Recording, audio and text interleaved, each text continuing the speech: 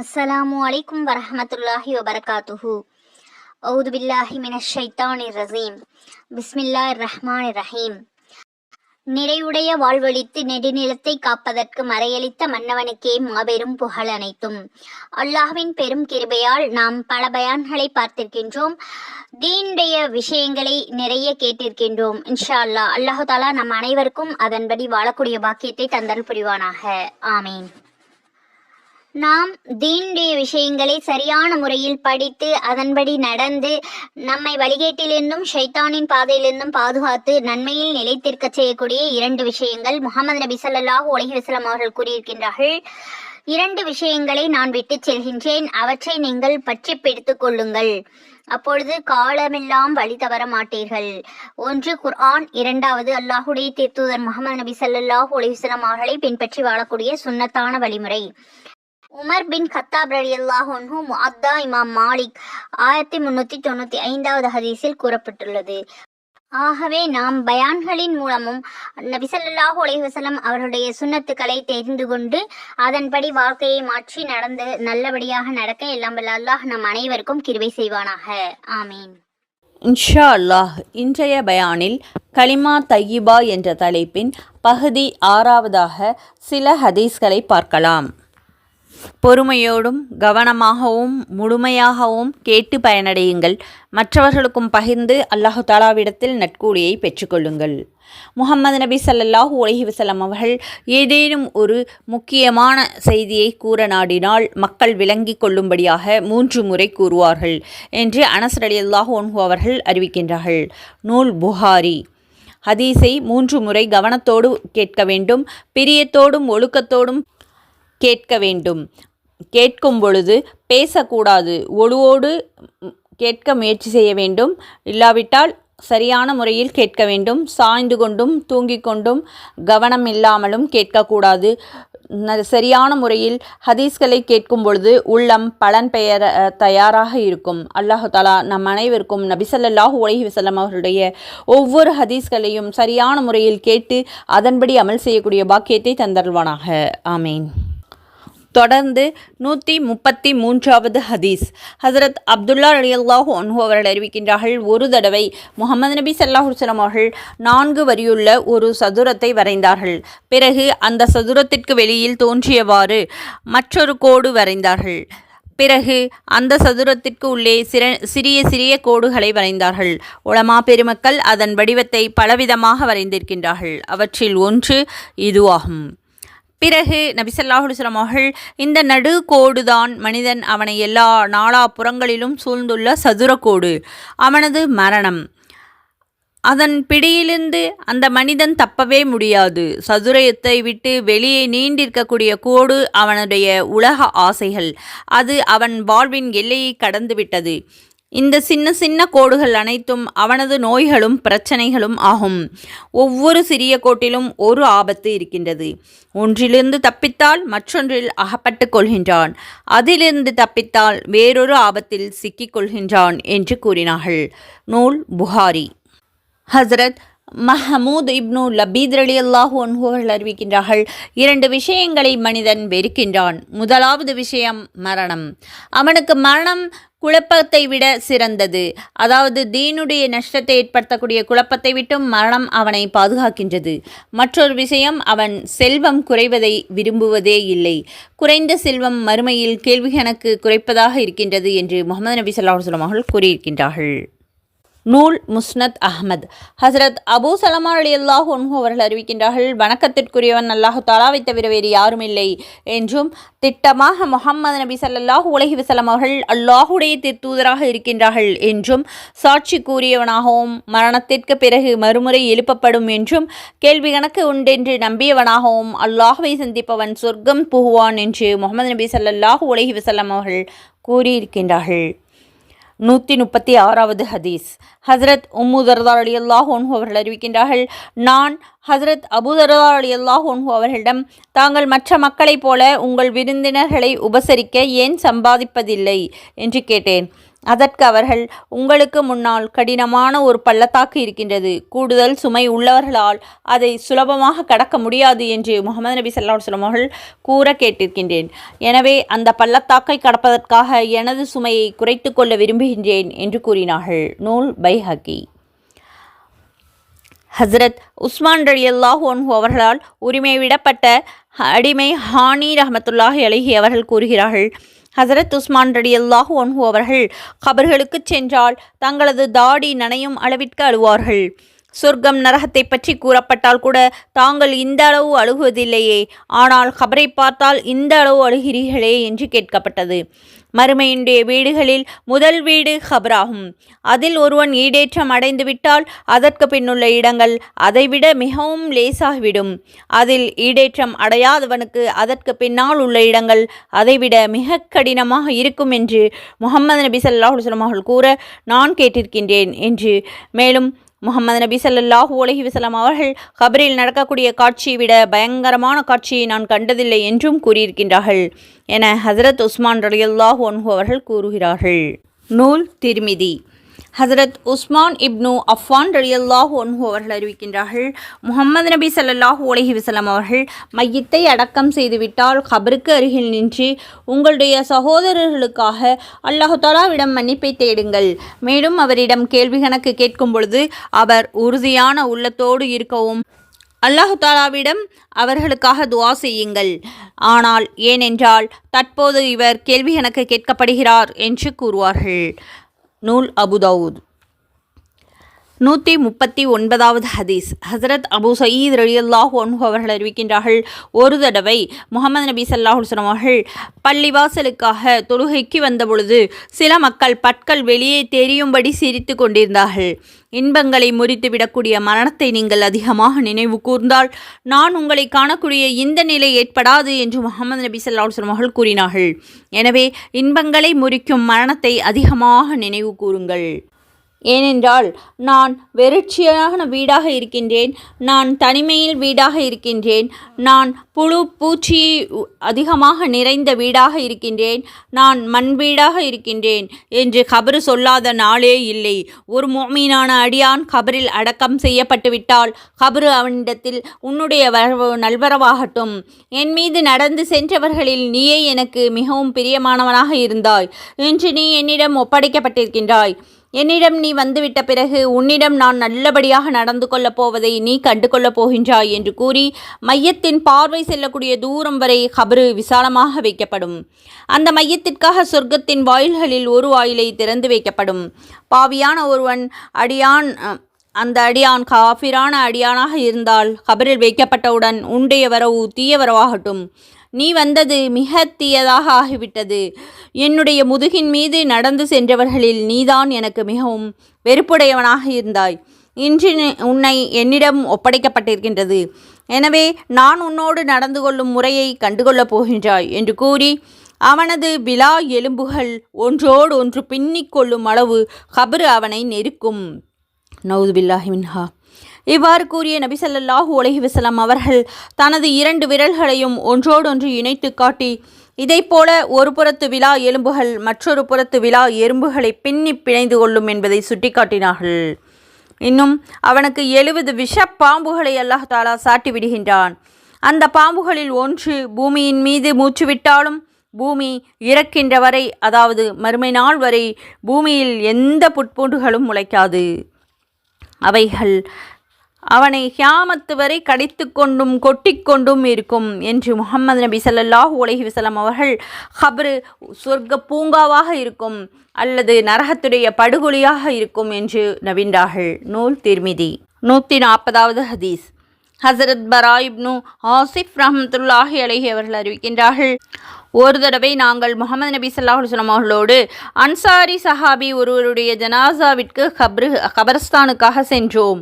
அப்பொழுது கபருக்கு பக்கத்தில் நாங்கள் சென்றோம். கபரு இன்னும் தோண்டப்பட்டிருக்கவில்லை.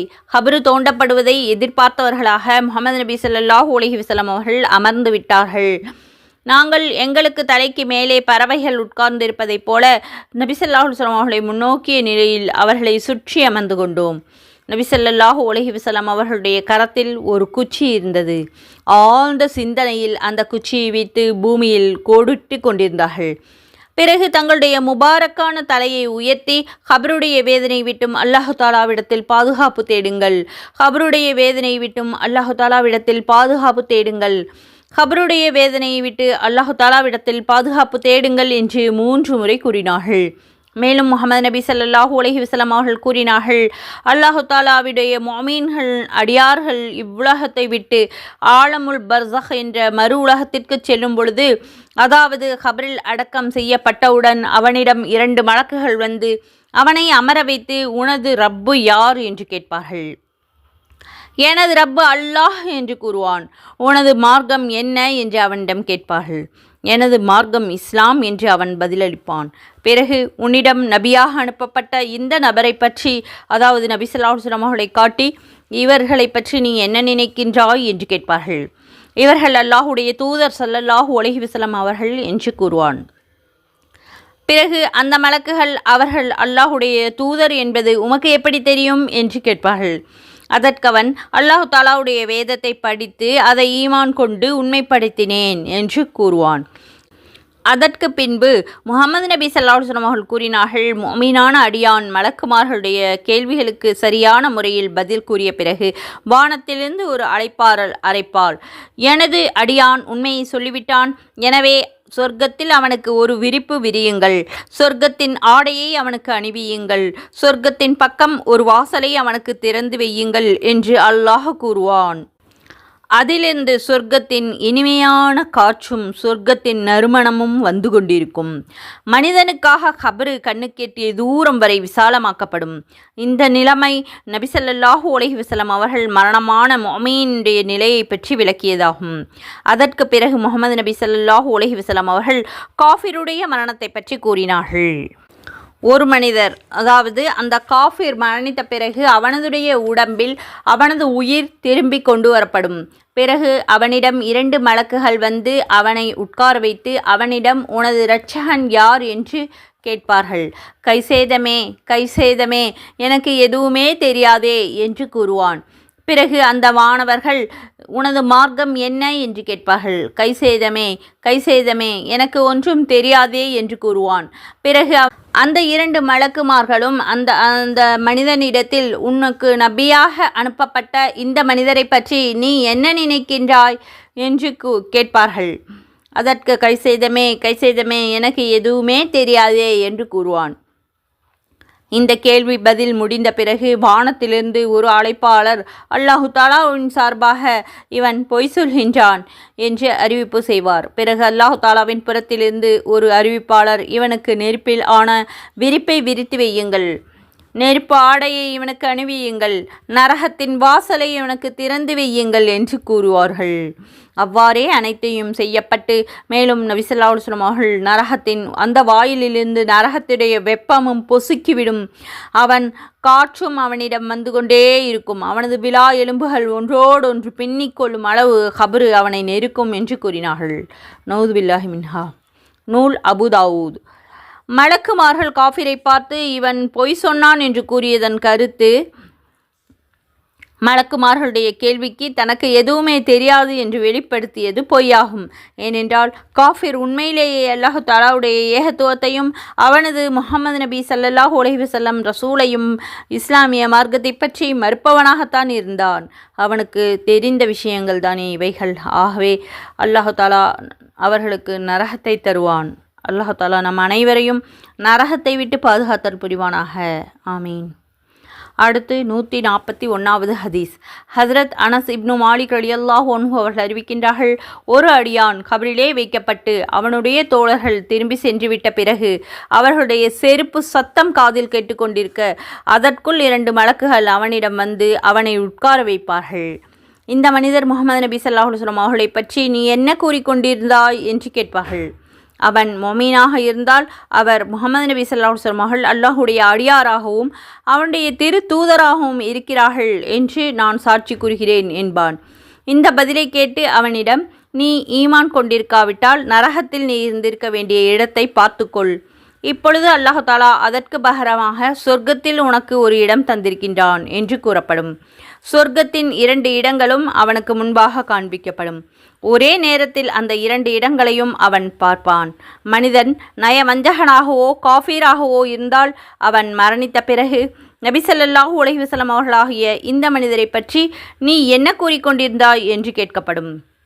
அவர் சம்பந்தமாக எனக்கு ஒன்றுமே தெரியாது, மக்கள் எதை அவர்களை பற்றி கூறிக்கொண்டிருந்தார்களோ அதையே நானும் கூறிக்கொண்டிருந்தேன் என்று கூறுவான். அவனுக்கு இந்த பதிலுக்கு நீயாகவே அறிந்து கொள்ளவும் இல்லை, அறிந்தவர்களை பின்பற்றவும் இல்லை என்று கூறப்பட்டு அவனுக்கு தண்டனை கொடுக்க இரும்பினால் ஆன சம்மட்டிகளை கொண்டு அடிக்கப்படும்.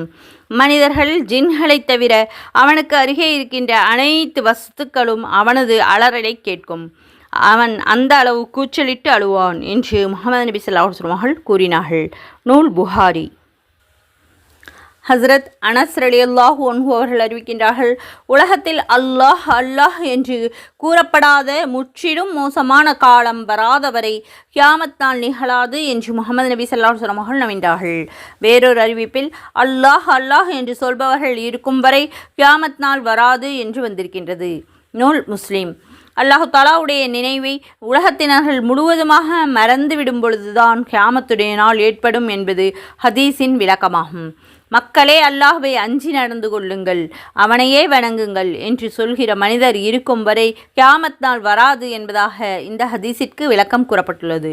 143வது ஹதீஸ். கியாமத்துடைய நாள் மிக தீய மனிதர்கள் மட்டும் இருக்கும் பொழுதுதான் ஏற்படும் என்று முஹம்மது நபி ஸல்லல்லாஹு அலைஹி வஸல்லம் அவர்கள் நம்பியதாக ஹஸ்ரத் அப்துல்லா ரலியல்லாஹு அன்ஹு அவர்கள் அறிவிக்கின்றார்கள். நூல் முஸ்லிம். முஹம்மது நபி ஸல்லல்லாஹு அலைஹி வஸல்லம் அவர்கள் கூறியதாக அப்துல்லா இப்னு அம்ர் ரலியல்லாஹு அன்ஹு அவர்கள் அறிவிக்கின்றார்கள், கியாமத்துடைய நாள் வருவதற்கு முன்பு என் சமுதாயத்தில் தஜ்ஜால் வெளியாகுவான். அவன் 40 வரை இருப்பான். இந்த ஹதீஸை அறிவிக்கக்கூடிய நபித்தோழர் ஹஸரத் அப்துல்லா இப்னு அம்ர் ரலியல்லாஹு அன்ஹு அவர்கள் கூறுகிறார்கள், 40 என்பது முஹம்மது நபி ஸல்லல்லாஹு அலைஹி வஸல்லம் அவர்கள் கூறியதன் நோக்கம் 40 நாட்களா, 40 மாதங்களா, 40 வருடங்களா என்று எனக்கு தெரியாது. அடுத்த ஹதீஸை விவரிக்கின்றார்கள். பிறகு அல்லாஹ் தஆலா ஹஸரத் ஈசா இப்னு மரியம் அலைஹிஸ்ஸலாம் அவர்களை உலகில் உர்வா இப்னு மஸ்ஊத் ரலியல்லாஹு அன்ஹு அவர்களை போன்று அனுப்புவான். அதாவது ஹஸரத் ஈசா அலைஹிஸ்ஸலாம் அவர்களுடைய முகத்தோற்றம் உர்வா இப்னு மஸ்ஊத் ரலியல்லாஹு அன்ஹு அவர்களை ஒத்திருக்கும். ஹஸரத் ஈசா அலைஹிஸ்ஸலாம் அவர்கள் தஜ்ஜாலை தேடுவார்கள்.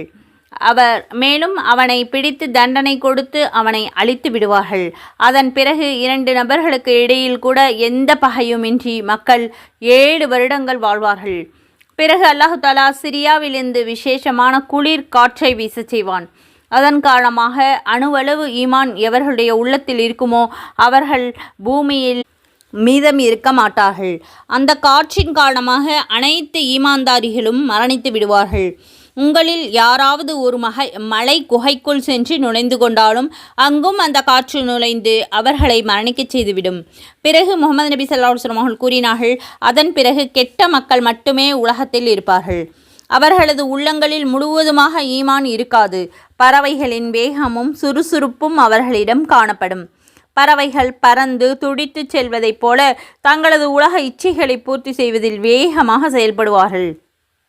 மற்றவர்களுடைய மீது வரம்பு கடந்து செயல்படுவதிலேயே விலங்குகளின் பழக்க வழக்கம் அவர்களிடம் காணப்படும். நன்மையை நன்மை என விளங்க மாட்டார்கள், தீமையை தீமை என விளங்க மாட்டார்கள். ஷைத்தான் ஒரு விதமான உருவம் எடுத்து அவர்கள் முன்னால் தோன்றி, நீங்கள் எனக்கு கட்டுப்பட மாட்டீர்களா என்று கேட்பான். நீ எங்களுக்கு என்ன கட்டளையிடுகிறாய்? நீ கூறுவதை நாங்கள் கேட்க தயாராக இருக்கின்றோம் என்பார்கள். சிலைகளை வணங்க வேண்டும் என்று அவர்களுக்கு கட்டளையிடுவான்.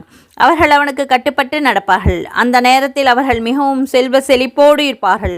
அவர்களது வாழ்க்கை வெளித்தோற்றத்தில் செழிப்பாக இருக்கும். பிறகு சூர் ஊதப்படும். அந்த சத்தத்தை கேட்பவர்கள் அதன் பயங்கரம் திடுக்கத்தால் உணர்வில்லாதவர்களாக ஆகிவிடுவார்கள். மேலும் அதன் காரணமாக அவர்களுடைய தலை உடலில் நேராக நிற்காது, மாறாக கழுத்து இங்கும் அங்கும் சாயும். முதலாக அந்த சத்தத்தை செவியுறுவார்கள். ஒட்டகத்திற்கு தண்ணீர் வைக்கக்கூடிய தொட்டியை மண் கொண்டு சரிபடுத்துவார்கள். அவர்கள் உணர்வற்று உயிரற்று கீழே விழுந்து விடுவார்கள், அதாவது மரணித்து விடுவார்கள். அதை போலவே மற்ற அனைத்து உயிர்களும் உயிரற்று மனிதர்களும் கீழே விழுந்து விடுவார்கள். பிறகு அல்லாஹு தாலா பனித்துளி போல லேசான மழையை பொழிய செய்வான். அதன் காரணமாக மனிதர்களுடைய உடல்களில் உயிர் வந்துவிடும். பிறகு மறுமுறை சூரூதப்பட்டு அப்போது ஒட்டுமொத்த அனைவரும் எழுந்து நின்று விடுவார்கள். அனைத்து புறங்களிலிருந்தும் பார்த்து கொண்டிருப்பார்கள். பிறகு மக்களே, உங்கள் இரட்சகனிடம் செல்லுங்கள் என அவர்களிடம் கூறப்படும். மேலும் இவர்களை கேள்வி கணக்கின் மைதானத்தில் நிறுத்துங்கள். இவர்கள் விசாரிக்கப்பட வேண்டும். இவர்களுடைய அமல்கள் சம்பந்தமாக கேள்வி கணக்கு கேட்கப்பட வேண்டும் என வானவர்களுக்கு கட்டளையிடப்படும். பிறகு இவர்களிலிருந்து நரகத்திற்குரியவர்களை பிரித்து விடுவார்கள் என்று உத்தரவிடப்படும். எத்தனை பேர்களிலிருந்து எவ்வளவு பேரை என கேட்கப்படும். ஒவ்வொரு 1000 நபர்களிடமிருந்தும் 999 நபர்களை தனியாக பிரித்து எடுங்கள் என்று பதில் கூறப்படும். முகமது நபி ஸல்லல்லாஹு அலைஹி வஸல்லம் அவர்கள் கூறுகிறார்கள், அந்த நாள் சிறுவர்களை வயோதிகம் அடைய செய்யும் நாளாகும். அதாவது அந்த நாளுடைய கடுமை நீண்ட நெடிய காலம் சிறுவர்களையும் வயோதிகர்களாக ஆகிவிடுக்கும். ஆனால் உண்மையில் குழந்தைகள் முதுமை அடையவில்லை. மேலும் அவர்கள் அந்த நாள் கெண்டை காலை விட்டும் திரை அகற்றப்பட்டும் நாளாகும். அதாவது அந்த நாளில் அல்லாஹு தாலா விசேஷமான ஒரு ஒளியை வெளிப்படுத்துவான். நூல் முஸ்லிம். மற்றொரு அறிவிப்பின்படி ஒவ்வொரு 1000 நபர்களிலிருந்தும் 999 நபர்கள் நரகம் சென்று விடுவார்கள் என்ற செய்தியை சஹாபா பெருமக்கள் செவியுற்றதும் அவர்களுடைய முகங்கள் நிறம் மாறுமளவு அதிர்ச்சியாகிவிட்டார்கள். 999 நபர்கள் யாசூஸ் மாசூஸ்களும் இன்னும் அவர்களைப் போன்ற காஃபிர்கள் முஸ்ரிக்குகளாக இருக்கும். ஒருவர் உங்களில் இருந்தாக இருக்கும் என்று நபி ஸல்லல்லாஹு அலைஹி வஸல்லம் அவர்கள் கூறினார்கள். நூல் புகாரி. 145வது ஹதீஸ். ஹஸரத் அபூ சயீத் ரலியல்லாஹு அன்ஹு அவர்கள் அறிவிக்கின்றார்கள், சூர் ஊதக்கூடிய மலக்கு சூரை வாயில் ஏந்தி கொண்டு சூரூத தனக்கு எப்போது கட்டளையிடப்படும் தான் ஊதிவிடலாம் என செவி தாழ்த்தி இரட்சகனுடைய கட்டளைக்கு அவர் காத்திருக்கும் நிலையில் நான் எப்படி மகிழ்ச்சியாக இருப்பேன் என்று முகமது நபி ஸல்லல்லாஹு அலைஹி வஸல்லம் அவர்கள் கூறிய பொழுது சஹாபாக்களுக்கு இந்த விஷயம் மிகவும் பாரமாக இருந்தது. ஹஸ்புனல்லாஹு வ நிஅமல் வக்கீல் அலல்லாஹி தவக்கல்னா. அல்லாஹு தாலா நமக்கு போதுமானவன், அவன் மிகச்சிறந்த முறையில் காரியங்களை ஆற்றுபவன், அல்லாஹு தாலாவின் மீது நாம் நம்பிக்கை வைப்போம் என்று கூறிக்கொண்டே இருங்கள் என்று முகமது நபி ஸல்லல்லாஹு அலைஹி வஸல்லம் அவர்கள் கூறினார்கள். நூல் திர்மிதி. முகமது நபி ஸல்லல்லாஹு அலைஹி வஸல்லம் அவர்கள் கூற தான் கேட்டதாக ஹஸரத் மிக்தாத் ரலியல்லாஹு அன்ஹு அவர்கள் அறிவிக்கின்றார்கள், கியாமத் நாளில் சூரியன் படைப்பினங்களுக்கு மிக அருகில் இருக்கும். எந்த அளவு சமீபம் என்றால் சூரியனுக்கும் அவர்களுக்கும் நடுவில் 1 மைல் அளவு தொலைதூரம்தான் இருக்கும். அதன் உஷ்ணத்தால் மக்கள் தங்கள் செயல்களுக்கு ஏற்றவாறு வியர்வையில் மூழ்கி இருப்பார்கள். அதாவது அவர்கள் எந்த அளவு கெட்ட அமல்கள் செய்திருப்பார்களோ அந்த அளவு வியர்வை இருக்கும். சிலருக்கு கரண்டை கால் வரை வியர்வை இருக்கும். இன்னும் சிலருக்கு முழங்கால் வரை வியர்வை இருக்கும். இன்னும் சிலருக்கு இடுப்பு வரை வியர்வை இருக்கும். இன்னும் சிலருக்கு வாய் வரை வியர்வை இருக்கும் என்று முஹம்மது நபி ஸல்லல்லாஹு அலைஹி வஸல்லம் அவர்கள் தங்களது வாயின் பக்கம் சுட்டிக்காட்டினார்கள். நூல் முஸ்லிம். 147வது ஹதீஸ். ஹஸரத் அபூ ஹுரைரா ரலியல்லாஹு அன்ஹு அவர்கள் அறிவிக்கின்றார்கள், கியாமத்துடைய நாள் அன்று 3 விதமான மக்கள் எழுப்பப்படுவார்கள். நடந்தவர்களாகவும் வாகனத்தில் அமர்ந்தவர்களாகவும் முகம் குப்புற நடந்தவர்களாகவும் எழுப்பப்படுவார்கள் என்று முஹம்மது நபி ஸல்லல்லாஹு அலைஹி வஸல்லம் அவர்கள் கூறியபோது, அல்லாஹ்வுடைய தூதரே ஸல்லல்லாஹு அலைஹி வஸல்லம் எப்படி முகம் குப்புற நடப்பார்கள் என்று கேட்கப்படுது. அவர்களுக்கு கால்களை கொண்டு நடக்க வைத்தவன் அவர்களை முகம் குப்புற நடக்க வைப்பதின் மீதும் சக்தி இருக்கின்றவன். நன்றாக விளங்கிக் கொள்ளுங்கள், அந்த மக்கள் தங்கள் முகங்களினாலேயே பூமியில் உள்ள மேடு பள்ளங்களையும் முட்களையும் விட்டு தங்களை பாதுகாத்துக் கொள்வார்கள் என்று முஹம்மது நபி ஸல்லல்லாஹு அலைஹி வஸல்லம் அவர்கள் கூறினார்கள். நூல் திர்மிதி. அல்ஹம்துலில்லாஹ். இதுவரை நாம் பல ஹதீஸ்கள் முகமது நபி ஸல்லல்லாஹு அலைஹி வஸல்லம் அவர்கள் சொன்ன பொன்மொழிகளை கேட்டோம். இதுவரை பொறுமையாகவும் கவனமாகவும் கேட்ட உங்கள் அனைவருக்கும் அல்லாஹு தஆலா நற்கூலியை தந்தருள்வானாக. ஆமீன். உடல் ஆரோக்கியத்தையும் உள்ள நலத்தையும் நம் அனைவருக்கும் அல்லாஹு தஆலா தந்தருள்வானாக. ஆமீன். கைகால் சுகத்தை தந்தருள்வானாக. ஆமீன். லா இலாஹா இல்லல்லாஹ் என்ற கலிமாவை அதிகமாக ஓதக்கூடிய பாக்கியத்தை அல்லாஹு தஆலா நம் அனைவருக்கும் தந்தருள்வானாக. ஆமீன். திக்ரு செய்யக்கூடிய நாவையும் சுக்குர் செய்யக்கூடிய மனதையும் தந்தருள்வானாக. ஆமீன். ஈமானோடு வாழச் செய்து ஈமானோடு மரணிக்கச் செய்வானாக. ஆமீன். மௌத்தாகும்போது லா இலாஹா இல்லல்லா முஹம்மது ரசூலுல்லாஹ் என்று கூறி மௌத்தாகக்கூடிய பாக்கியத்தை தந்தருள்வானாக. ஆமீன். மறுமையில் சொர்க்கத்தில் உயர்ந்த பதவியை தந்தருள்வானாக. ஆமீன். நம் பெற்றோர்களுக்கு நீண்ட ஆயுளையும் நல்ல ஹிதாயத்தையும் உடல் நலத்தையும் தந்தருள்வானாக. ஆமீன். நாம் குர்ஆனை சரியான முறையில் ஓதி அதன்படி அமல் செய்யக்கூடிய பாக்கியத்தை தந்தருள்வானாக. ஆமீன். எங்கள் அனைவருக்கும் அல்லாஹு தஆலா அதிகமான ஹதீஸ்களை கேட்டு அதன்படி நடக்கக்கூடிய பாக்கியத்தை தந்தருள்வானாக. ஆமீன். முகமது நபி ஸல்லல்லாஹு அலைஹி வஸல்லம் அவருடைய ஒவ்வொரு சுன்னத்துக்களையும் பேணி நடக்கக்கூடிய பாக்கியத்தை தந்தருள்வானாக. ஆமீன். மறுமையில் நபி ஸல்லல்லாஹு அலைஹி வஸல்லம் அவருடைய கையில் ஹவுதல் கௌதர் என்னும் தண்ணீரை வாங்கி பருகக்கூடிய பாக்கியத்தை தந்தருள்வானாக. ஆமீன். நபி ஸல்லல்லாஹு அலைஹி வஸல்லம் அவருடைய சிபாரிஷை மறுமையில் தந்தருள்வானாக. ஆமீன். அல்லாஹு தாலா தொழுகையை உள்ளச்சத்தோடும் பயபக்தியோடும் தொழுகக்கூடிய பாக்கியத்தை நம் அனைவருக்கும் தந்தருள்வானாக. ஆமீன். யார் யாரெல்லாம் தொழுகு தேர்ந்தும் தொழுகாமலும் இருக்கின்றார்களோ அவர்களது அனைவருக்கும் தொழுகக்கூடிய பாக்கியத்தை தந்தருள்வானாக. ஆமீன். அல்லாஹு தாலா நம் அனைவருக்கும் ஹஜ்ஜை நசீபாக்குவானாக. ஆமீன்.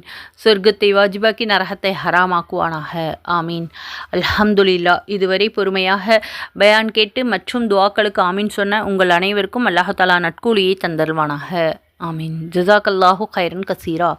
அஸ்ஸலாமு அலைக்கும் வரஹ்மத்துல்லாஹி வபரகாத்துஹு வ மஹ்பிரத்துஹு.